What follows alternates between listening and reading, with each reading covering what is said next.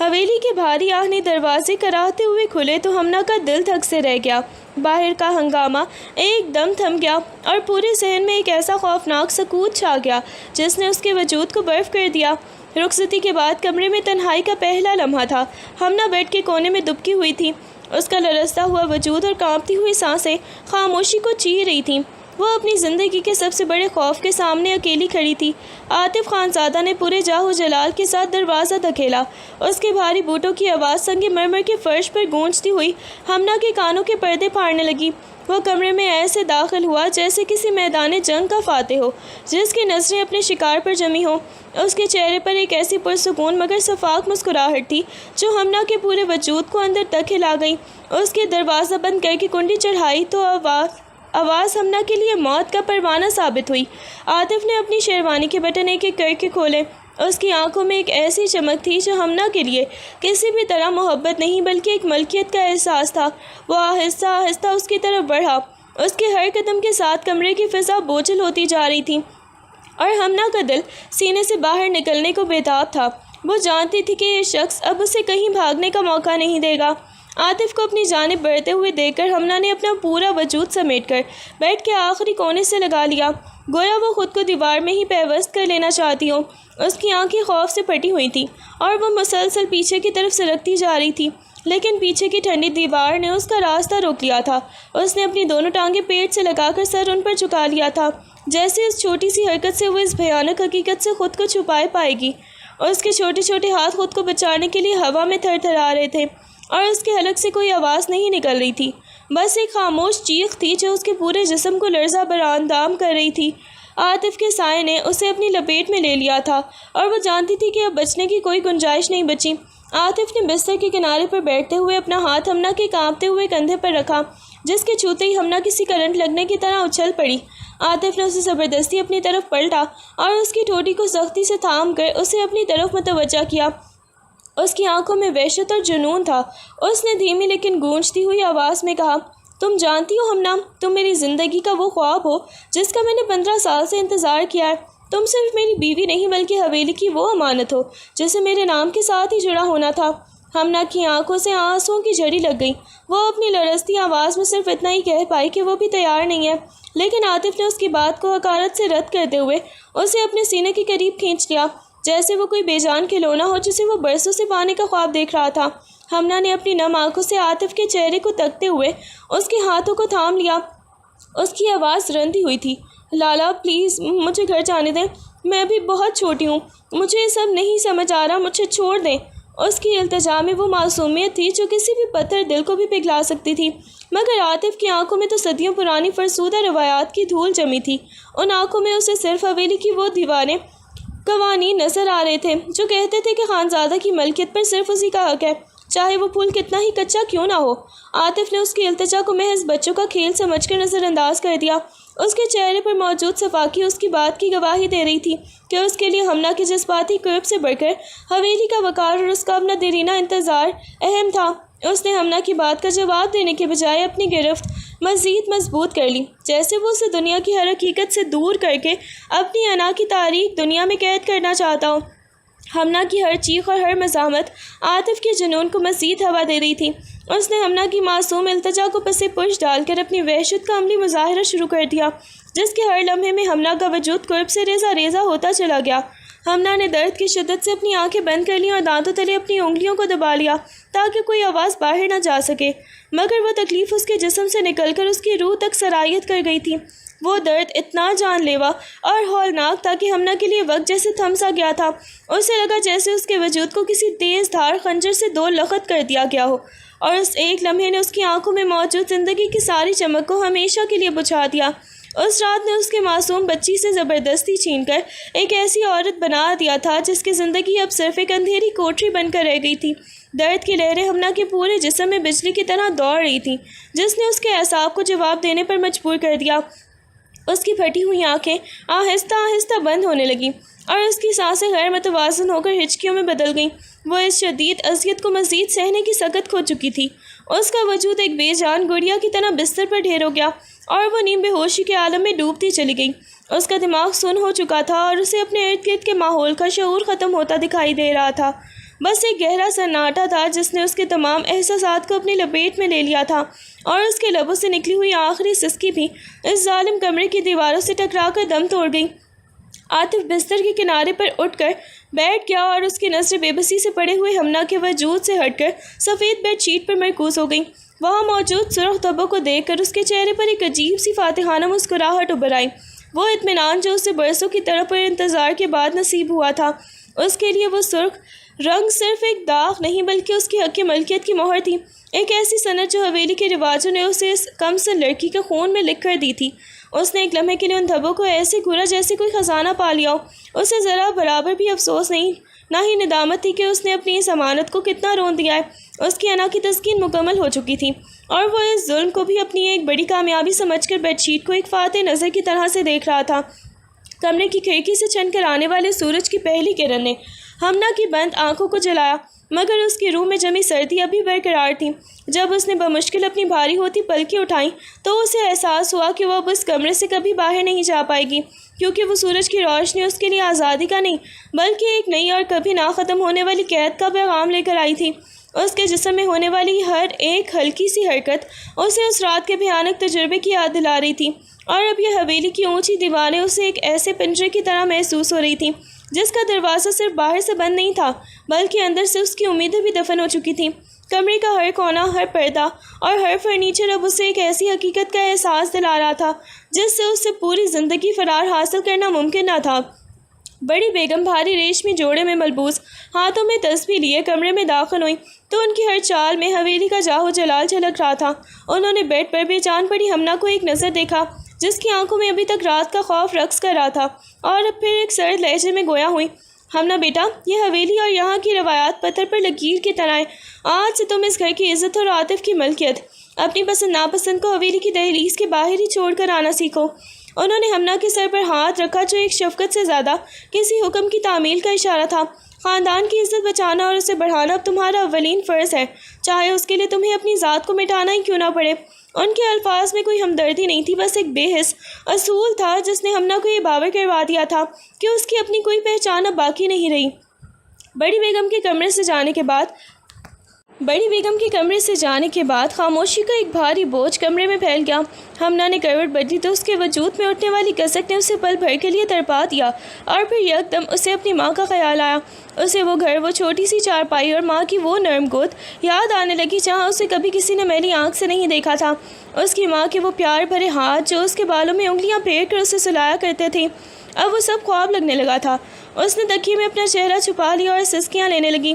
آنسو تھے کہ رکنے کا نام ہی نہیں لے رہے تھے۔ وہ خاموشی سے رو رہی تھی تاکہ باہر کھڑے ملازمین یا عاطف اسے روتے ہوئے نہ دیکھ لیں۔ وہ جانتی تھی کہ اس کی یہ کمزوری اب اس کے لیے مزید مشکلات پیدا کر سکتی ہے، مگر ماں کی یاد اس کے ضبط کا بندھن توڑ رہی تھی۔ ناشتے کی میز پر حویلی کا ماحول ایک دم بوجھل تھا، جہاں چاندی کے برتنوں میں کھانا سجا تو تھا مگر وہاں کی زندگی کا کوئی نام و نشان نہیں تھا۔ ہمنا دھیرے دھیرے کرسی پر آ بیٹھی، اس کا ہر اعصاب درد سے چور تھا اور نگاہیں میز کے سفید دسترخوان پر جمی تھیں۔ عاطف جو سامنے بیٹھا اخبار پڑھ رہا تھا، اس نے ایک بار بھی ہمنا کی طرف دیکھنے کی زحمت نہیں کی۔ اس کا انداز ایسا تھا جیسے کل رات جو کچھ ہوا اس کا ہمنا سے کوئی تعلق ہی نہ ہو۔ اس نے چائے کا کپ اٹھایا اور خاموشی سے اپنی کافی پینے میں مصروف رہا۔ اس کا رویہ مکمل طور پر سرد اور بے نیاز تھا، گویا ہمنا اس کے لیے اب کوئی جیتی جاگتی انسان نہیں بلکہ گھر کا ایک بے جان حصہ ہو۔ ہمنا نے جب کانپتی آواز میں پانی کا گلاس مانگنے کے لیے ہاتھ بڑھایا تو عاطف کی نظریں صرف ایک لمحے کے لیے اس پر پڑیں، جن میں نہ تو کوئی پشیمانی تھی نہ ہی کوئی نرمی، بلکہ ایک ایسی لا تعلقی تھی جس نے ہمنا کو یہ احساس دلا دیا تھا کہ اس گھر میں اسے کسی بھی قسم کی جذباتیت کی توقع نہیں رکھنی چاہیے۔ ناشتے کے بعد ہمنا نے خود کو خاموش قید خانے سے نکال کر باورچی خانے کے اندھیروں اور دھوئیں میں پناہ تلاش کرنے کا فیصلہ کیا۔ وہ جانتی تھی کہ خالی ذہن شیطان کا گھر ہوتا ہے، اور اگر وہ ایک لمحے کے لیے بھی رک گئی تو اس کے اندر چھپا ہوا خوف اسے پاگل کر دے گا۔ اس نے بڑی احتیاط سے سبزی کاٹنا شروع کی۔ اس کی نظریں سبزیوں پر جمی تھی، لیکن اس کا دھیان اسی کربناک رات کی یادوں میں الجھا ہوا تھا۔ جب بھی چاقو کی دھار سبزی کو چھوتی، اسے ایسے لگتا جیسے وہ اپنی ہی روح کو زخمی کر رہی ہو۔ باورچی خانے کے دیگر ملازمین اپنے کاموں میں مصروف تھے اور ہمنا کے ان شور کے بیچ بھی مکمل تنہائی محسوس کر رہی تھی۔ وہ پسینے میں شرابور ہو کر اور ہاتھوں کو مسلسل کام میں الجھا کر عاطف کے سرد لہجے اور اپنی اذیت کو بھلانے کی ناکام کوشش کر رہی تھی، مگر جیسے ہی کام کا کوئی وقفہ آتا، وہ خوف اور ایک ڈراؤنی لہر کی طرح دوبارہ اس کے ذہن پر دستک دینے لگتا۔ حویلی کے ملازمین جب بھی ہمنا کو گزرتا دیکھتے تو ان کی نظریں کسی شکاری کی طرح اس کے قدموں اور چہرے پر ٹک جاتی۔ باورچی خانے کے کونے میں کھڑی دو ملازمہ آپس میں سرگوشیاں کر رہی تھیں۔ ان کی دبی دبی ہنسی اور اشارے صاف بتا رہے تھے کہ وہ پچھلی رات کے بارے میں کیا آرائیاں کر رہی ہیں۔ ہمنا کی آوازیں سن کر بھی ان انسنی کر کے وہاں سے گزر جاتی۔ ان کے کان سرخ ہو جاتے اور دل میں ایک شدید قسم کی کوفت محسوس ہوتی۔ وہ سب کی نظروں سے بچ کر کسی کونے میں دبک کر بیٹھ جاتی۔ اس کا کٹی کٹی رہنا لوگوں کی چہمگوئیوں کو مزید ہوا دے رہا تھا، لیکن ہمنا کے پاس ان الزامات یا باتوں کا جواب دینے کی سکت نہیں تھی۔ اسے یہ احساس ہر پل کھائے جا رہا تھا کہ اس حویلی کے لوگ اسے ایک انسان کے طور پر نہیں بلکہ عاطف خانزادہ کی ایک ایسی نئی ملکیت کے طور پر دیکھ رہے ہیں جس کی کوئی بھی عزت نفس نہیں، اور یہی تنہائی اب اس کی زندگی کا مستقل حصہ بنتی جا رہی تھی۔ عاطف کا معمول بن چکا تھا کہ وہ طلوع آفتاب کے ساتھ ہی گھر سے نکل جاتا اور حویلی کے کاروباری معاملات میں خود کو غرق کر لیتا، جیسے اسے ہمنا کی موجودگی سے کوئی سروکار ہی نہ ہو۔ ہمنا پورا دن اس کے آنے کا انتظار کرتی، لیکن یہ انتظار کسی امید کا نہیں بلکہ خوف کا ہوتا تھا۔ وہ جانتی تھی کہ سورج کے ڈھلتے ہی اس کی سکون کی گھڑیاں بھی ختم ہو جائیں گی۔ جب رات کے گہرے اندھیرے میں عاطف کی بھاری بوٹوں کی چاپ بیرونی دروازے پر سنائی دیتی تو ہمنا کا دل سینے میں زور زور سے دھڑکنے لگتا۔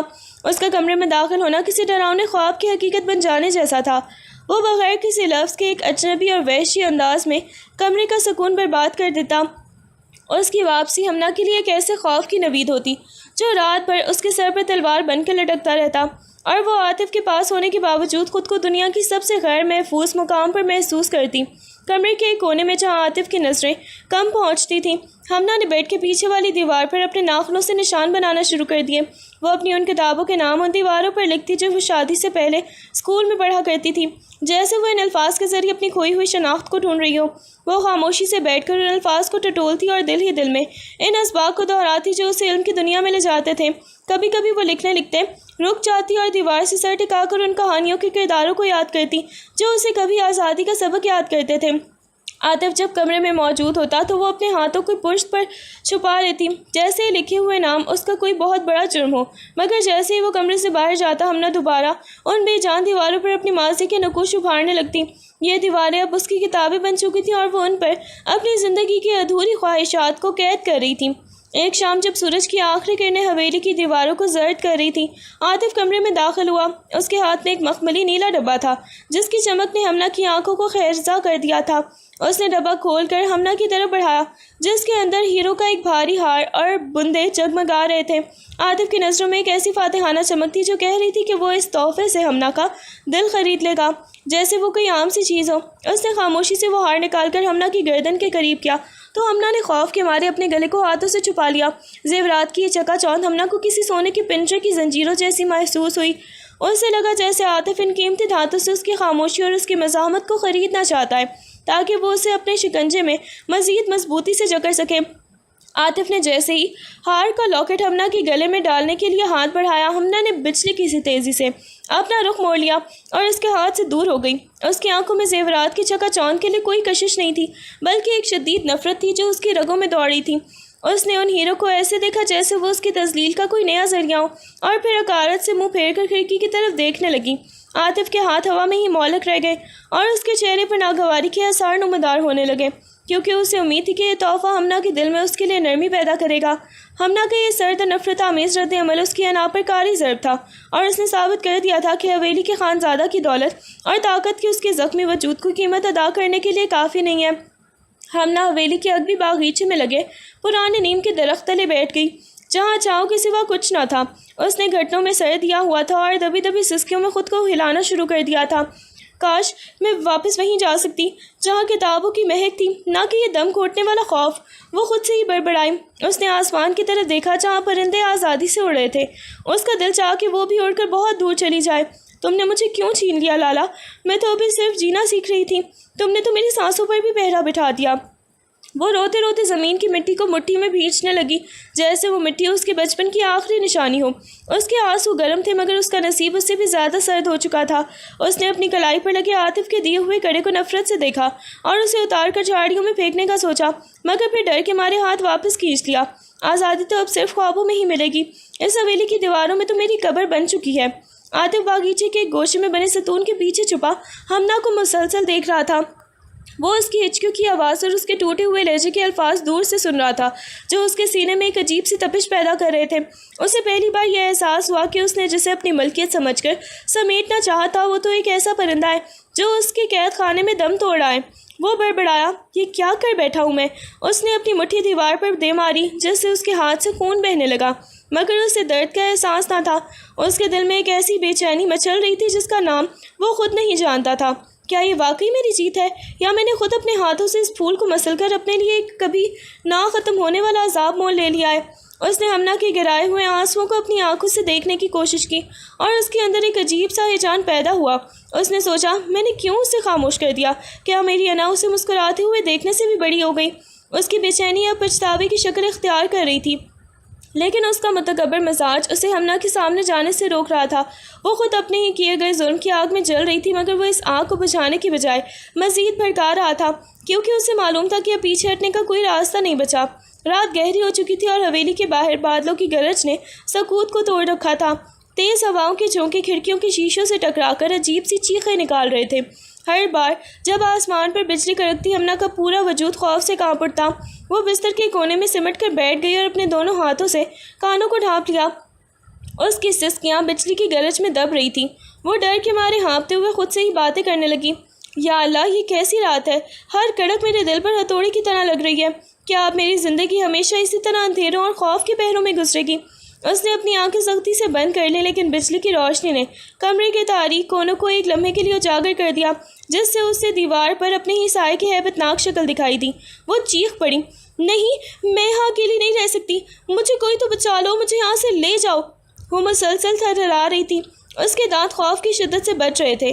اس نے اپنا سر گھٹنوں میں دے دیا اور دھیمی آواز میں بڑبڑائی، میں نے تو کسی کا کچھ نہیں بگاڑا تھا، پھر میرے ساتھ یہ سب کیوں؟ کیا میری چیخیں یہاں کی دیواروں کو بھی سنائی نہیں دیتی؟ یہ طوفان بھی شاید میری تنہائی پر ہنس رہا ہے، مجھ پر ترس نہیں کھا رہا۔ باہر کی بجلی کی ایک خوفناک کڑک ہوئی اور ہمنا کا گلا خشک ہو گیا۔ اس نے بے بسی سے خالی کمرے کی طرف دیکھا اور لرزتی ہوئی آواز میں کہا، کاش آج رات سورج کبھی طلوع ہی نہ ہو تاکہ مجھے اس اذیت کا سامنا نہ کرنا پڑے۔ وہ طوفان کی شدت میں اپنی ذات کو کھوئی ہوئی محسوس کر رہی تھی، جیسے وہ خود بھی اس باہر چلتی آندھی کا ایک حصہ بن کر بکھر جائے گی۔ بجلی کی ایک زوردار کڑک اور ہوئی اور ہمنا کی چیخ نکل گئی۔ اسی لمحے کمرے کا دروازہ زور سے کھلا۔ عاطف، جو باہر دالان میں اپنی بے چینی مٹانے کی کوشش کر رہا تھا، ہمنا کی چیخ سن کر خود کو روک نہ سکا۔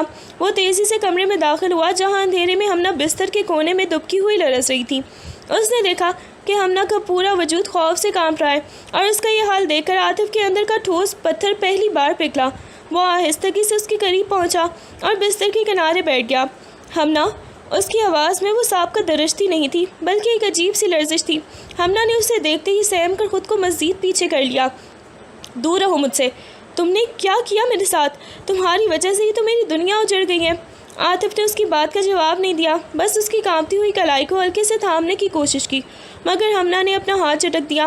میں یہ صرف بتانا چاہتا ہوں کہ میں یہاں ہوں، عاطف نے مدھم آواز میں کہا، اور پھر اپنی ہمت مجتمع کر کے بولا، میں جانتا ہوں کہ تم مجھ سے نفرت سے دیکھتی ہو اور شاید حق بجانب بھی ہو، لیکن آج اس طوفان میں مجھے محسوس ہوا کہ یہ خوف تمہارے بس میں نہیں ہے۔ ہمنا نے روتے ہوئے اس کی طرف دیکھا، اس کی آنکھوں میں آنسوؤں کا سیلاب تھا۔ تمہارا دلاسا؟ یہ دلاسا نہیں، یہ میرے زخموں پر نمک پاشی ہے۔ تم نے مجھے جس قید میں ڈالا ہے، کیا وہاں کسی اور خوف کی کوئی گنجائش بچی ہے؟ عاطف نے اپنا سر جھکا لیا۔ اس کا غرور اس وقت اس کے پیروں میں تھا۔ شاید میں نے ایک غلطی کی ہے، شاید میں نے اپنی انا کو تمہاری مسکراہٹ سے زیادہ اہمیت دی، لیکن آج اس رات میں مجھے تمہاری یہ لرزش میری اپنی شکست لگ رہی ہے۔ اس نے ایک بار پھر ہاتھ بڑھایا۔ اس بار ہمنا نے مزاحمت نہیں کی، شاید وہ اس قدر ٹوٹ چکی تھی کہ اسے اس سہارے کی ضرورت تھی۔ عاطف نے اسے کندھے سے تھام کر اپنی طرف متوجہ کیا۔ خوف مت کھاؤ ہمنا، میں یہاں ہوں، میں اس طوفان کو تو نہیں روک سکتا، لیکن تمہارے اندر کی اس تنہائی کو شاید میں سمجھ سکوں۔ ہمنا نے اپنی بند آنکھوں سے آنسو بہائے۔ سمجھ سکو گے؟ کیسے سمجھو گے؟ تم نے تو مجھے وہیں مار دیا تھا جب تم نے مجھے اس حویلی کی ریت میں دفن کرنے کا فیصلہ کیا تھا۔ عاطف خاموش ہو گیا۔ اس کے پاس اس کے سوالوں کا کوئی جواب نہیں تھا۔ وہ بس اس کے پاس بیٹھا رہا، اور طوفان کی شدت کے ساتھ ساتھ اس کے اندر بھی ایک نئی کشمکش جنم لے رہی تھی، جس کا انجام اسے خود بھی معلوم نہیں تھا۔ عاطف کا ہاتھ اب بھی ہمنا کے کندھے پر تھا، لیکن اس کے لمس میں پائی جانے والی عارضی نرمی ہمنا کے لیے کسی زہر سے کم نہ تھی۔ جیسے ہی عاطف نے اسے مزید اپنے قریب کرنے کی کوشش کی، हमना ने एक झटके से अपना कंधा उसके हाथ से आज़ाद कराया और तेज़ी से बिस्तर के दूसरे कोने में जा बैठी। उसके चेहरे पर खौफ की जगह अब एक शदीद नफरत और हकारत के जज्बात थे। उसने अपनी सुर्ख आंखों से आतिफ को घूरा और लरजती हुई आवाज़ में कहा, मत करो ये दिखावा। आज इस तूफान में तुम मुझे दिलासा देकर क्या साबित करना चाहते हो? क्या तुम समझते हो कि तुम्हारे ये 2 बोल मेरे इन जख्मों को भर देंगे जो तुमने अपनी ही मर्जी और अना की तस्कीन के लिए मुझे दिए थे? आतिफ के चेहरे पर एक अजीब सी कर्ब की लहर दौड़ी, मगर हमना रुकने वाली नहीं थी। वो मुसलसल बोलती रही।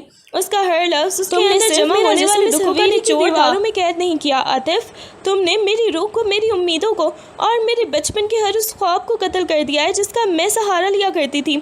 जब तुम मुझे यहाँ लाए थे तब तो तुम्हें मेरी चीखें, मेरी सिसकियाँ और मेरी मिन्नतें सुनाई नहीं देती थीं। तब तो तुमने मेरी किसी भी तकलीफ़ की परवाह ही नहीं की थी। वो हाँपते हुए खामोश हुई, फिर अपनी ही कलाई को मुट्ठी में भींच कर बोली, तुम आज इस तूफ़ान से डर रहे हो, मगर मेरे अंदर जो तूफ़ान तुमने बर्पा किया है उसके सामने ये बाहर की गरज तो कुछ भी नहीं है। मैं तुम्हें आज भी इसी अज़ियत का ज़िम्मेदार समझती हूँ और शायद मरते दब तक समझती रहूँगी। तुम्हारी ये नरमी, ये हमदर्दी, ये मेरे लिए किसी और अज़ियत से कम नहीं है। उसे अपने पास रखो, मुझे तुम्हारे रहम की नहीं, सिर्फ तन्हाई की ज़रूरत है। आतिफ के हाथ खाली फ़िज़ा में मौलक रह गए। उसने हमना की आंखों में झांकने की कोशिश की, लेकिन वहाँ उसे सिर्फ अपनी ही लिए नफ़रत की दीवारें नजर आईं। उसे पहली बार एहसास हुआ कि वो जिस दीवार को तोड़ने आया था, हमना ने उसे अपनी तकलीफ़ के पत्थरों से और भी मजबूत बना लिया है। वो खामोशी से उठ खड़ा हुआ। उसके वजूद में अब भी एक अजीब सा भंवर था, मगर हमना के इस 2 टूक जवाब ने उसे ये समझा दिया था कि तलाफ़ी का रास्ता इतना आसान नहीं जितना उसने सोचा था। अगले दिन जब हमना अहाते में बैठी अपनी खोई हुई यादों को कुरेद रही थी, तो हवेली की सबसे पुरानी मुलाजमा माई जी आहिस्ता कदमों से उसके करीब आकर बैठ गई। माई जी की आंखों में बरसों का तजुर्बा और हवेली के दुखों की दास्तानें थीं। उसने हमना के सर पर हाथ रखा जो एक ठंडी शफकत का एहसास दे रहा था, और धीमी आवाज़ में बोली, बेटी, इस हवेली की दीवारों ने बहुत से ख्वाबों को दफन होते देखा है। यहाँ दिल लगाना खुद को आग में झोंकने के मुतरादिफ है। अगर सुकून से जीना चाहती हो तो अपने अंदर एक ऐसी ठंडक पैदा कर लो कि आतिफ की ज़्यादतियाँ या उसकी किसी भी अदा का तुम पर कोई असर ना हो। माई जी ने एक गहरी सांस ली और दूर दीवारों की तरफ देखते हुए मज़ीद कहा, यहाँ की इज़्ज़त, यहाँ की रवायात सब बेमायनी है। असल चीज़ तुम्हारी अपनी बका है। आतिफ खानज़ादा की सर्द मेहरी का जवाब अगर मोहब्बत से दोगी तो वो तुम्हें और भी रोन देगा, लेकिन अगर तुम खुद भी पत्थर बन जाओगी तो उससे तुम्हें तोड़ने में कोई मज़ा नहीं आएगा। अपने जज्बात को एक गहरी कब्र में दफन कर दो, तभी इस हवेली में सांस लेना मुमकिन हो पाएगा। तुम जितनी ज़्यादा कटी कटी रहोगी और जितनी खामोश हो जाओगी, इतनी ही तुम्हारी रूह महफूज रहेगी। मोहब्बत और हमदर्दी इस हवेली के लिए नहीं बनी, यहाँ सिर्फ समझौतों की धूप छाँव है। हमना ने माई जी की तरफ देखा तो उसे अपनी ज़िंदगी का एक तल्ख हकीकत पसंदाना रास्ता नज़र आया, जहाँ जज्बात की मौत ही अब उसकी वाहिद पनाहगाह थी। रात के पिछले पहर जब हवेली के तमाम मकीन अपनी अपनी नींदों के हिसार में कैद हो चुके थे, हमना ने एक पुरानी डायरी और कलम निकाला जिसे वो अब तक बड़ी एहतियात से छुपा कर रखती थी। वो बावर्ची खाने के कामों और माई जी के मशवरों के दरमियान जो कुछ भी अपने अंदर दबाए हुए थी, अब उसका बोझ नाकाबिले बर्दाश्त हो गया था। उसने कागज़ कलम पर रखा तो हाथ हल्के से कांपे, मगर जैसे ही पहला लफ्ज़ उभरा उसके अंदर के तूफ़ानों को एक रास्ता सा मिल गया। वो लिख रही थी, आज फिर उस हवेली की खामोशी ने मेरे दिल के टुकड़े किए हैं। आतिफ की वो अजीब सी निगाहें और मेरा अपना वजूद भी जो अब मेरा ही नहीं रहा। मैं एक ज़िंदा लाश बनकर जी रही हूँ, लेकिन ये कागज़ मेरा वाहिद साथी है जो मेरी चीखों को बग़ैर किसी तासुब के सुन रहा है। वो लिखती चली गई। अल्फाज की सूरत में उसका दर्द, उसका खौफ और उसकी नफ़रत कागज़ पर उतरने लगी। उसने अपनी माँ की याद, बचपन की आज़ादी और आतिफ के जबर को एक एक सतर में कैद करना शुरू कर दिया। तुम्हें लगता है कि तुमने मुझे जीत लिया है आतिफ? नहीं, तुमने सिर्फ मेरी आवाज़ दबाई है, मेरी सोच को नहीं। ये ख़त मेरी चीखें हैं जो शायद कोई भी कभी नहीं पढ़ेगा, लेकिन उन्हें कागज़ पर उतार कर मुझे यूँ महसूस हो रहा है जैसे मैं अपनी रूह का कुछ हिस्सा इस स्याही के ज़रिए बाहर निकाल रही हूँ। लिखते लिखते उसकी आंखों से आंसू गिरे और एक हर्फ पर फैल गए, मगर वो रुकी नहीं। उस रात उसने इस डायरी को अपना काबा बना लिया था, जहाँ वो हर रोज़ अपना दुख समेटती ताकि दिन के उजाले में वो इस सर्द मेहरी का लिबादा ओढ़ सके जो माई जी ने उसे ओढ़ने का मशवरा दिया था। ये लिखना अब उसकी बका का वाहिद ज़रिया बन चुका था। अगले रोज़ जब हमना किसी काम के सिलसिले में कमरे से बाहर गई, आतिफ किसी ज़रूरत से उसकी मेज़ की तरफ आया। उसकी नज़र उस डायरी पर पड़ी जो नीम व हालत में वहीं पड़ी थी। तजस्सुस और एक अजीब सी कशकश के ज़ेरे असर उसने वो डायरी उठाई اور ان صفحات کو پڑھنے لگا، وہ الفاظ جو ہمنا نے رات کے سناٹے میں اپنے دل کے لہو سے لکھے تھے ایک ایک کر کے عاطف کے سینے میں تیروں کی طرح اترنے لگے۔ اس نے پڑھا کہ کیسے ہمنا ہر لفظ اپنی آزادی کو یاد کر کے روتی تھی اور کیسے اسے عاطف کا قرب کسی عذاب سے کم نہیں لگتا تھا۔ یہ پڑھتے ہوئے عاطف کا چہرہ زرد پڑ گیا۔ اسے پہلی بار ان لفظوں کے آئینوں میں اپنا ظالمانہ کردار بالکل صاف واضح نظر آیا اور اس نے اپنی اس فتح سمجھا تھا، مگر یہ تحریر بتلا رہی تھی کہ وہ ایک ایسی ہاری ہوئی جنگ لڑ رہا ہے جس میں اس نے اپنا سکون اور ہمنا کا وجود دونوں داؤ پر لگا دیے۔ اس کے دل میں ایک ایسی انجانی تڑپ اور پچھتاوا پیدا ہوا جسے وہ الفاظ میں بیان کرنے سے قاصر تھا۔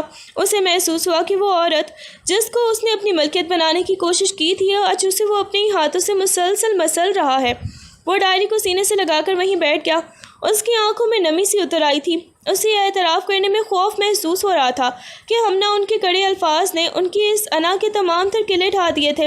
اسے اب یہ احساس شدت سے ستانے لگا کہ وہ ہمنا کے لیے ایک ہمسفر نہیں بلکہ ایک ڈراؤنا خواب بن چکا ہے۔ اس نے سوچا کیا میں واقعی اتنا گر چکا ہوں کہ اپنی خوشی کے لیے کسی روح کی قید کر لیا۔ اس کی بے چینی اب ایک گہرے دکھ میں بدل گئی تھی اور وہ پہلی بار ہمنا کے لیے ایسے تڑپ محسوس کر رہا تھا جو انتقام سے نہیں بلکہ اس کے اپنے ہی کیے پر ہونے والی ندامت سے پیدا ہوئی تھی۔ وہ وہیں کھڑا ہمنا کے آنے کا انتظار کرنے لگا، اس امید کے ساتھ کہ شاید وہ اس کے ساتھ کچھ بول سکے، حالانکہ وہ جانتا تھا کہ اب اسے معافی مانگنے کا کوئی حق نہیں پہنچتا۔ ہمنا کے اندر جمع ہونے والے غموں، بے خواب راتوں اور مسلسل ذہنی دباؤ نے بالآخر اس کی جسم کو ہی توڑ کر رکھ دیا تھا۔ شدید بخار نے اسے بستر تک محدود کر دیا اور اس کی حالت یہ تھی کہ وہ ہوش و حواس کی سرحدوں کے بیچ کہیں کھو گئی تھی۔ کمرے میں خاموشی تھی مگر ہمنا کے ذہن میں شور برپا تھا۔ بخار کی شدت میں اسے وہ خوفناک رات بار بار یاد آ رہی تھی جب اس کی زندگی کا رخ ہمیشہ کے لیے بدل گیا تھا۔ اسے اپنے کانوں میں وہی گونجتی ہوئی آوازیں، عاطف کا وہی سرد اور وحشی لہجہ اور حویلی کے بند دیواروں کا احساس شدت سے محسوس ہو رہا تھا۔ وہ نیم بے ہوشی کے عالم میں بڑبڑانے لگی، نہیں، مجھے یہاں سے لے جاؤ، یہ اندھیرا مجھے نگل رہا ہے، لالا دیکھیے وہ آ رہا ہے، وہ پھر سے مجھے قید کرنے آ رہا ہے۔ اس کے ماتھے پر پسینے کے قطرے موتیوں کی طرح چمک رہے تھے اور اس کا جسم بھی کانپ رہا تھا۔ وہ تصور میں پھر سے اسی رات کے منظر میں تھی جہاں وہ بھاگنے کی کوشش کر رہی تھی مگر قدم زمین میں دھسے جا رہے تھے۔ اسے لگ رہا تھا کہ کمرے کی دیواریں سمٹ کر اس پر گر رہی ہیں اور وہ بار بار یہی دہرا رہی تھی، میری آزادی کہاں ہے؟ میں نے کیا گناہ کیا تھا کہ میرا بچپن چھین لیا گیا؟ بس کر دو، اب مجھے اور مت ڈراؤ۔ بخار کی تپش نے اس کے چہرے کو دہکا دیا تھا مگر اس کے اندر کا ٹھنڈا خوف اسے مسلسل لرزا رہا تھا، جیسے وہ واقعی اس خوفناک رات کے اندھیروں میں پھر سے کہیں کھو گئی ہو۔ عاطف جو اب تک ہمنا کے اندر موجود نفرت کی شدت کو جان چکا تھا، اس کی بیمار وجود کو دیکھ کر تڑپ اٹھا۔ اس نے حویلی کے ملازمین کو دور کر دیا اور خود ہمنا کی تیمارداری کا ذمہ اٹھا لیا۔ وہ گھنٹوں اس کے سرہانے بیٹھا رہتا، کبھی اس کے ماتھے پر ٹھنڈی پٹیاں رکھتا اور کبھی اسے وقت پر دوا پلانے کے لیے خود اسے سہارا دے کر اٹھاتا۔ اس کے ہاتھوں میں وہ سختی نہ تھی جو پہلے ہوا کرتی تھی بلکہ ایک ایسی نرمی تھی جس کا ہمنا کو یقین کرنا مشکل لگ رہا تھا۔ وہ پوری رات جاگ کر ہمنا کی بے چینی کو دیکھتا رہتا۔ جب بھی ہمنا بخار کی شدت میں بڑبڑاتی یا خوف سے کانپتی، عاطف جھک کر اس کے کان کے قریب سرگوشی کرتا، میں یہی ہوں، کوئی تمہیں نقصان نہیں پہنچا سکتا۔ وہ اسے پانی کا گلاس پیش کرتا، اس کے بکھرے ہوئے بالوں کو سمیٹتا اور اس کے تکیے کو درست کرتا۔ یہ کام اس کے لیے نئے تھے کیونکہ وہ زندگی بھر صرف حکم چلانا جانتا تھا، مگر آج وہ ایک تیماردار کی طرح ہمنا کے آرام کی خاطر اپنی ہر انا کو پس پش ڈال چکا تھا۔ وہ اس کے قریب بیٹھا، اس کے آرام دہ سانسوں کا منتظر رہتا، جیسے وہ ہمنا کے جسم کو نہیں بلکہ اس کی ناراض روح کو مٹانے کی کوشش کر رہا۔ اس کی تمام تر توجہ صرف اس بات پر مرکوز تھی کہ ہمنا کی آنکھوں میں جو خوف اس نے اپنے ہاتھوں سے پیدا کیا تھا وہ کسی طرح ختم ہو سکے۔ وہ اپنی بے چینی کو دبا کر صرف ایک خاموش خدمت گزار بن کر رہ گیا تھا۔ کئی دنوں کی بے ہوشی کے بعد جب ہمنا نے آہستہ سے اپنی پلکیں کھولیں تو کمرے کی ہلکی سی روشنی میں اسے اپنے سرہانے کوئی سایہ نظر آیا۔ اس نے تھوڑی سی توجہ مرکوز کی تو دیکھا کہ عاطف، جس کی آنکھوں میں گہری تھکن اور چہرے پر شدید پریشانی کے آثار تھے، وہی کرسی پر بیٹھا اس کی طرف دیکھ رہا تھا۔ اس کے ہاتھوں میں پانی کا گلاس اور ٹھنڈی پٹیوں والی ٹوکری تھی۔ ہمنا کے ذہن میں پچھلے چند دنوں کا دھندلا سا منظر گھومنے لگا، کبھی ٹھنڈے ہاتھوں کا لمس تو کبھی کانوں میں گونجتی دھیمی آوازیں۔ وہ سکتے کے عالم میں اسے دیکھتی رہی۔ اس کی حیرت کی کوئی حد نہ تھی کیونکہ اس نے زندگی میں کبھی بھی سوچا نہ تھا کہ عاطف خانزادہ، جو ہمیشہ حویلی پر روب ڈالنے کا عادی رہا ہے، وہ ایک بیمار عورت کے لیے اپنی نیندیں اور سکون قربان کر سکتا ہے۔ تم یہاں کیا کر رہے ہو؟ اس کی آواز اتنی کمزور تھی کہ وہ مشکل ہی سنائی دی۔ عاطف نے اسے ہوش میں آتے دیکھا تو اس کے چہرے پر ایک عجیب سی سکون کی لہر دوڑی۔ مگر وہ فوراً ہی اپنی نظر نیچی کر گیا۔ اس نے جواب دیا، تم کئی دن سے بخار میں تھی ہمنا۔ یہ جملہ سادہ تھا مگر اس میں وہ درشتی یا تکبر بالکل نہیں تھا جو ہمنا کا معمول تھا۔ ہمنا نے اپنی نظریں کمرے کے کونوں میں دوڑائیں، جیسے وہ ابھی یقین نہیں کر پا رہی تھی کہ عاطف ہی اس کی تیمارداری کر رہا ہے۔ اسے لگا جیسے یہ بھی اس کے بخار کا کوئی حصہ ہو، مگر عاطف کے ہاتھوں پر موجود تھکن اور اس کی آنکھوں کی سرخی سب کچھ سچ بیان کر رہی تھی۔ وہ حیرت، شک اور ایک انجانے سے احساس کے بیچ جھول رہی تھی، کیونکہ اب تک جس عاطف کو وہ ایک ظالم کردار سمجھتی تھی، اس کے سامنے اس وقت ایک پشیمان انسان کھڑا تھا۔ اس کا حیرت سے کھلا ہوا منہ اور عاطف کی جھکی ہوئی نظریں ان کے درمیان کی کشیدگی میں ایک نیا سوال پیدا کر رہی تھی۔ کیا یہ بدلتا ہوا عاطف ہمنا کے لیے ایک نئی امید ہے یا پھر ایک نیا امتحان؟ عاطف نے ہمنا کی حیرت زدہ نظروں کا سامنا کرنے کے بجائے کھڑکی کی طرف رخ کر لیا، جیسے وہ اپنے اندرونی کشمکش کو چھپانے کی کوشش کر رہا ہو۔ اس نے گہرا سانس لیا اور اپنی آواز کو سپاٹ رکھتے ہوئے کہا، حیران ہونے کی ضرورت نہیں ہے، تم اس گھر کی ذمہ داری ہو اور تمہاری بیماری میں میری غفلت کا ہی باعث بن سکتی تھی، اس لیے میں نے تمہارا خیال رکھنا اپنا ایک ضروری فرض سمجھا تھا۔ وہ اس طرح بول رہا تھا جیسے خود کو یہ باور کرا رہا ہو کہ یہ سب اس کی انسانی ہمدردی یا پچھتاوے کا نتیجہ نہیں، بلکہ صرف ایک کاروباری اور سماجی تقاضا ہے۔ عاطف نے مڑ کر ہمنا کی طرف دیکھا۔ اس کی آنکھوں میں وہی پرانی سختی لانے کی ناکام کوشش تھی، لیکن اس کی آواز کا لرزہ اس کے اندر چھپی ہوئی سچائی کو ظاہر کر رہا تھا۔ اس نے مزید کہا، میں نہیں چاہتا کہ تم یہاں بیمار پڑی رہو اور گھر کے معاملات میں خلل آئے۔ میری ساکھ اور اس حویلی کے تقدس کے لیے ضروری ہے کہ تم جلد صحت یاب ہو جاؤ۔ ہمنا یہ سن کر ایک بار پھر خاموش ہو گئی، مگر اب اس کی حیرت میں ایک تلخی شامل ہو چکی تھی۔ اسے معلوم ہو گیا تھا کہ عاطف اپنی انا کو اتنی آسانی سے نہیں توڑ سکتا تھا کہ اپنی غلطی کا اقرار کر لے۔ اس نے یہ سب کچھ ایک ضروری فرض کا نام دے کر اپنی انا کی دیوار کو مزید مضبوط کر لیا تھا، حالانکہ وہ جانتا تھا کہ یہ صرف ایک بہانہ ہے۔ ہمنا نے اپنا سر دوبارہ تکیے میں دسا لیا۔ وہ سمجھ گئی تھی کہ عاطف اب بھی اپنی انا کے اسی حصار سے باہر نہیں نکلنا چاہتا جس نے ان دونوں کی زندگیوں کو اجیرن کر رکھا تھا۔ عاطف کے الفاظ نے ہمنا کے دل پر لگے ان زخموں کو کریت دیا جنہیں وہ کچھ دیر کے لیے فراموش کرنے کی کوشش کر رہی تھی۔ اس نے ایک سرد آہ بھری اور کھڑکی سے باہر پھیلے ہوئے اندھیرے کو دیکھنے لگی، جہاں اونچی دیواروں نے آسمان کا راستہ روک رکھا تھا۔ اس کے اندر ایک ٹھوس یقین جاگزیر ہو گیا تھا کہ وہ یہاں صرف ایک قیدی ہے، کوئی ایسی چیز جیسے عاطف نے خرید کر الماری میں سجا دیا ہو۔ اس نے سوچا، فرض، بس یہی میری اوقات ہے اس حویلی میں، ایک ایسا بوجھ جسے اٹھانا ان کی انا کے لیے ضروری ہے۔ اس خیال نہیں اس کے اندر خودداری کی ایک ایسی لہر پیدا کی جس نے اس کے بخار زدہ وجود کو بھی طاقت دے دی۔ اس نے خاموشی سے آنکھیں بند کر لیں، لیکن اس کا ذہن ان دیواروں کو توڑ کر کہیں دور اپنی پرانی زندگی کی طرف پرواز کر گیا تھا۔ اس نے فیصلہ کر لیا تھا کہ وہ اس حویلی کو، اس کے رعب و دبدبے کو اور اس خانزادہ کو بھی، جس کے لیے وہ صرف ایک ذمہ داری ہے، کبھی اپنا نہیں مانے گی۔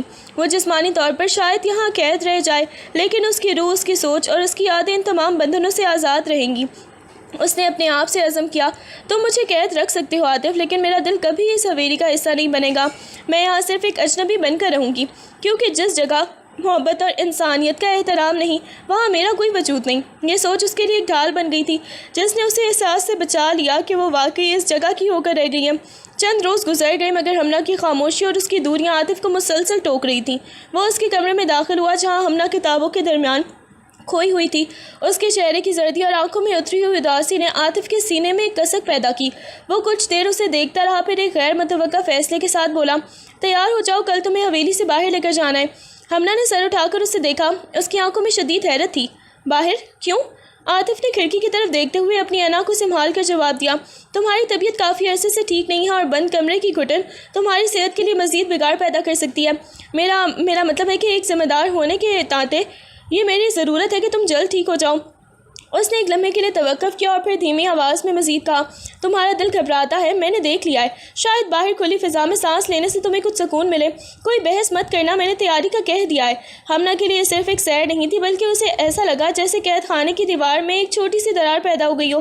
وہ حیران تھی کہ عاطف کوئی نئی چال ہے یا وہ واقعی اپنی اس ذمہ داری کو نبھانے کے لیے اس تھوڑی سی آزادی دینے کو تیار ہے۔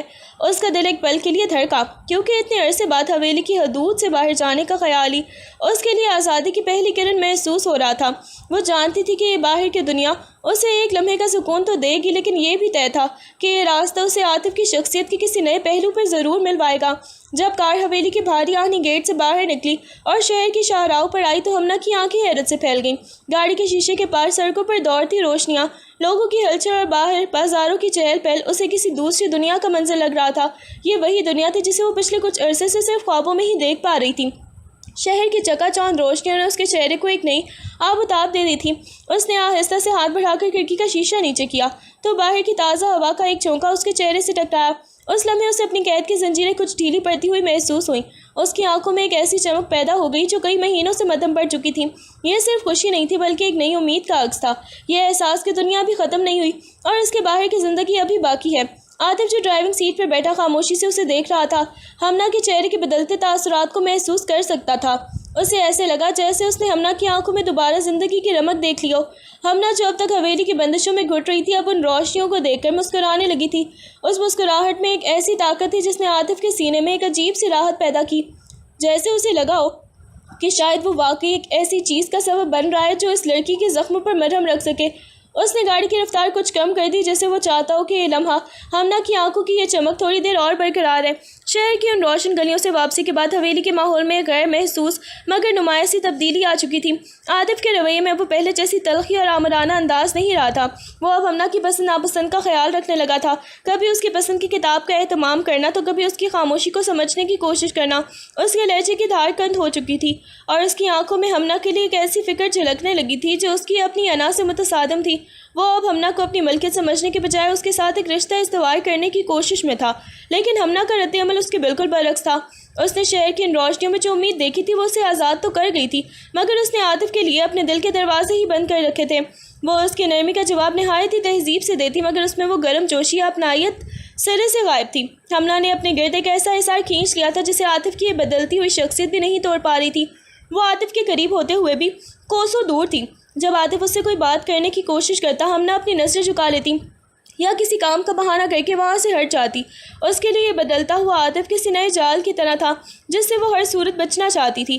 ہمنا کو یہ بخوبی معلوم تھا کہ زخم خواہ کتنے ہی پرانے کیوں نہ ہو جائیں، ان کے نشانات باقی رہتے ہیں اور وہ ان نشانات کو مٹانے کے لیے عاطف کو دوبارہ اپنے قریب آنے کی اجازت ہی نہیں دے سکتی تھی۔ اس کا فاصلہ اب صرف اس کی انا نہیں بلکہ اس کی خود حفاظتی کا ایک ذریعہ بن چکا تھا۔ عاطف اسے پانے کے لیے جتنا مڑتا، ہمنا اتنی ہی خاموشی سے پیچھے ہٹ جاتی اور اس کے درمیان بڑھتا ہوا یہ فاصلہ اب عاطف کے لیے ایک نئی اور تکلیف دہ سزا بن چکا تھا۔ حویلی کے بڑے ڈرائنگ روم میں شام کی چائے کے وقت ماحول کافی بوجھل تھا۔ عاطف کی کزن سائرہ نے طنزیہ مسکراہٹ کے ساتھ ہمنا کی طرف دیکھا اور بولی، سنا ہے ہمنا بی بی اب شہر کی سیر کو بھی نکلنے لگی ہے۔ عاطف نے کیا ہی انوکھا تحفہ پالا ہے، ایک ایسی دلہن جو نہ گھر سنبھالنا چاہتی ہے اور نہ خاندانی وقار کی پرواہ کرتی ہے۔ دوسری طرف سے ایک بوڑھی خالہ کی آواز آئی، وقار کی بات ہی چھوڑو سائرہ، اسے تو بس اپنی آزادی عزیز ہے۔ جس حویلی نے اسے عزت دی اس کے اصولوں کو یہ بوجھ سمجھتی ہے۔ عاطف تم بھی کیا کر رہے ہو؟ ایسی آزاد منش عورت کو اس خاندان کا نام ڈبو دے گی، اسے لگام ڈالو ورنہ کل کو کوئی اور بات نکلے گی۔ ہمنا سر جھکائے بیٹھی رہی، اس کے ہاتھ کپ کپا رہے تھے لیکن وہ خاموش تھی۔ اس نے عاطف کی طرف دیکھا، اسے لگا آج بھی وہی پرانا عاطف ہی بن کر اس کی ہاں میں ہاں ملائے گا، مگر ایسا نہیں ہوا۔ عاطف کا چہرہ غصے سے سرخ ہو گیا اور اس نے میز پر رکھے اپنے کپ کو زور سے پلیٹ میں رکھا۔ بس، اس کی آواز پورے کمرے میں گونجی، میری بیوی کے بارے میں یہ الفاظ دوبارہ کسی کے منہ سے نہیں نکلنے چاہیے۔ کمرے میں سناٹا چھا گیا۔ عاطف کھڑا ہو گیا اور ہمنا کی کرسی کے پیچھے جا کر کھڑا ہو گیا۔ اس کے ہاتھ کا محافظ انداز میں ہمنا کے کندھے کے قریب آیا مگر اسے چھوا نہیں۔ ہمنا اس گھر کی عزت ہے اور جو اس کی تذلیل کرے گا وہ براہ راست میری تذلیل کرے گا۔ سائرہ، ہمنا میری پسند ہے اور اسے باہر لے جانا میرا فیصلہ ہے۔ اگر کسی کو میرے فیصلوں پر اعتراض تو براہ راست مجھ سے بات کریں، ہمنا کو نشانہ بنانے کی ضرورت نہیں ہے۔ عاطف کے اس سخت دفاع نے سب کو ساکت کر دیا۔ ہمنا نے حیرت اور ایک عجیب سی الجھن کے ساتھ عاطف کو دیکھا۔ یہ دفاع صرف اس کے لیے نہیں تھا بلکہ یہ اس کے لیے ایک پیغام بھی تھا کہ اب وہ اکیلی نہیں ہے۔ لیکن ہمنا کو اس دفاع میں بھی ایک قسم کی ملکیت کا احساس ہوا جس نے اس کے دل میں شکر گزاری کی بجائے ایک نئی فکر پیدا کر دی۔ وہ جانتی تھی کہ یہ دفاع اسے رشتہ داروں کی نظر میں تو شاید کچھ وقت کے لیے محفوظ کر دے، لیکن عاطف کے ساتھ اس کے بندھن کو اور بھی مضبوط کر رہا ہے جسے وہ توڑنے کی کوشش رکھتی تھی۔ عاطف کے اس دفاع کے بعد جب وہ دونوں کمرے میں اکیلے ہوئے تو خاموشی اس قدر گہری تھی کہ ہمنا کے اندر کا غبار مزید دب نہیں سکا۔ اس نے پلٹ کر عاطف کا سامنا کیا۔ اس کی آواز میں وہ خوف نہیں تھا جو عام طور پر ہوتا تھا بلکہ ایک تیکھا پن تھا۔ تمہارے اس دفاع کی مجھے ضرورت نہیں تھی عاطف۔ हमना ने सीधा उसकी आंखों में देखते हुए कहा। आतिफ, जो अभी भी उसी ज़म में था कि उसने हमना के लिए कुछ अच्छा किया है, अपनी जगह साकत रह गया। तुम क्या कह रही हो? मैंने तो सिर्फ उन लोगों को खामोश कराया जो तुम पर उंगलियां उठा रहे थे। तुमने उन्हें खामोश कराया या मुझे मज़ीद कैद कर दिया? हमना ने एक कदम आगे बढ़ाया। उसकी आंखें तप रही थीं। तुम्हें लगता है कि जब तुम मेरा दिफा करती हो तो मुझे तहफ़्फ़ुज़ महसूस होता है? नहीं, मुझे ऐसा लगता है जैसे तुम मुझे एक ऐसी चीज़ साबित कर रहे हो जिस पर सिर्फ तुम्हारा हक है और बाकी सबको उससे दूर रहना चाहिए। तुमने मेरी ज़ुबान बंद कर दी। मैं खुद भी उन तानों का जवाब दे सकती थी। आतिफ का चेहरा साकित हो गया। वो तुम्हारी बेइज्जती कर रहे थे हमना। मैं ये सब कैसे बर्दाश्त करता? तुमने वो सब कुछ इसलिए नहीं किया कि मेरी इज्जत तुम्हें अजीज़ थी, बल्कि इसलिए किया क्योंकि वो तुम्हारी मलकियत पर सवाल उठा रहे थे। हमना ने तल्खी से कहा। उसका हाथ गुस्से से कांप रहा था। तुम्हें मेरी तकलीफ से नहीं बल्कि अपनी अना की शिकस्त से डर लगता है। तुम मुझे दुनिया दिखाने ले जाते हो तब भी मेरी मर्जी नहीं होती। तुम मेरा दिफा करते हो तब भी मुझसे पूछे बगैर। तुम मुझे हर कदम पर यह एहसास दिलाते हो कि मैं तुम्हारे बगैर कुछ भी नहीं हूँ। आतिफ कुछ कहने के लिए आगे बढ़ा, मगर हमना ने हाथ के इशारे से उसे रोक दिया। ये पहली बार है कि तुम मुझसे खुलकर बात कर रही हो, और सच तो यह है कि मुझे तुम्हारी हमदर्दी भी कैद मालूम होती है। मैं तुम्हारी इज्जत नहीं, एक इंसान हूँ जिसके अपने फैसले करने का हक होना चाहिए। तुमने मुझे इस हवेली में तो कैद कर लिया है, लेकिन मेरे ख्यालात को कैद करना तुम्हारे बस में नहीं है। अब अगर मेरी ज़िंदगी में मदाखलत करनी है तो पहले मुझे समझने की कोशिश करो। हुक्म चलाना छोड़ दो। वो हाँपती हुई खामोश हो गई। कमरे में अब तक जो एक मसनूई खामोशी और फासला था, वो बहस ने तोड़ कर एक नई कश्मकश को जन्म दे दिया था। आतिफ ने उसे हैरत से देख रहा था। उसने ज़िंदगी में पहली बार हमना को इतने एतमाद और गुस्से के साथ अपने सामने खड़े देखा था। उसकी आंखों में अब आजी नहीं बल्कि एक ऐसी खुददारी थी जिसने आतिफ के गरूर को पहली बार किसी बड़ी दीवार से टकराया महसूस कराया। हमना के साथ होने वाली इस तल्ख बहस के बाद हवेली की बैल्कनी में खड़ा आतिफ अंधेरी रात को घूर रहा था। उसके अंदर एक अजीब सी जंग बरपा थी। एक तरफ वो अना का पहाड़ था जिसे वो बरसों से सीने से लगाए हुए था, और दूसरी तरफ वो एहसास था जो हमना की हर अदा उसके गुस्से और उसकी खुददारी के साथ मज़ीद गहरा होता जा रहा था। उसने महसूस किया कि उसका हर कदम वो जो हमना को खुश करने के लिए उठाता है, वो हमना के लिए एक नई कैद बन जाता है। ये कश्मकश उसे अंदर से खोखला कर रही थी। एक तरफ उसका दिमाग उसे याद दिलाता था कि वो खानज़ादा है जिसकी मर्जी ही कानून है, और दूसरी तरफ उसका दिल हमना की उन आंखों में झांकने पर मजबूर था जिनमें अब उसके लिए कोई खौफ नहीं बल्कि सिर्फ एक गहरी बेजारी थी। वो खुद से सवाल कर रहा था, क्या मैं वाकई इससे मोहब्बत करता हूँ, या ये सिर्फ उसकी खुददारी को अपनी अना के आगे झुकाने की एक और कोशिश है। उसे अपनी मोहब्बत पर भी अब शक होने लगा था, क्योंकि मोहब्बत में तो आज़ादी होती और वो तो हमना की हर सांस को अपनी मलकियत समझता रहा था। उसे पहली बार ये शिद्दत से एहसास हुआ कि जिस औरत को वो फतह करके खुश था, दरअसल वो उसी औरत के हाथों शिकस्त खा चुका है। उसका वजूद अब किसी और की मर्जी का मोहताज हो गया था। वो सोचता था कि अगर वो अपनी अना को छोड़कर उसे आज़ादी दे देता तो क्या वो इसे खो देगा, और अगर अपनी अना पर कायम रहता तो क्या वो उसे कभी पा सकेगा। आतिफ का हाथ रीलिंग पर जोर से जम गया। ये कश्मकश इतनी दर्दनाक थी कि उसे पहली बार महसूस हुआ कि ताकत के जोर पर हासिल की गई चीज़ कभी भी दिलों पर हुकूमत नहीं कर सकती। वो इस मकाम पर खड़ा था जहाँ से वापसी का रास्ता बंद था, और आगे बढ़ने के लिए उसे अपने पूरे वजूद को मिटाना पड़ना था, जिसके लिए वो अभी तक तैयार ही नहीं था। कई रातों की तन्हाई और ख़ुद एहतसाबी के बाद हमना ने फैसला कर लिया कि वो मज़ीद खामोश तमाशाई बनकर नहीं रहेगी। वो अपनी ज़िंदगी के फ़ैसले खुद करने की हिम्मत पैदा कर चुकी थी। एक शाम जब आतिफ मुताले के कमरे में बैठा कुछ दस्तावेज़ात देख रहा था, हमना उसके सामने जाकर खड़ी हो गई। उसकी आवाज़ में वो लर्जिश नहीं थी जो पहले हुआ करती थी। उसने सीधा आतिफ की आंखों में देखते हुए कहा, मैंने अपनी ज़िंदगी का एक अहम फ़ैसला कर लिया है। मैं अपनी तालीम दोबारा शुरू करना चाहती हूँ, और मैं चाहती हूँ कि तुम इसमें मेरी रुकावट ना बनो। आतिफ ने कागजात से नज़रें हटाकर उसे देखा। उसे हमना के लहजे में एक नई ठोस हकीकत नजर आई। उसने कुछ कहना चाहा, मगर हमना ने उसे मौका ही नहीं दिया।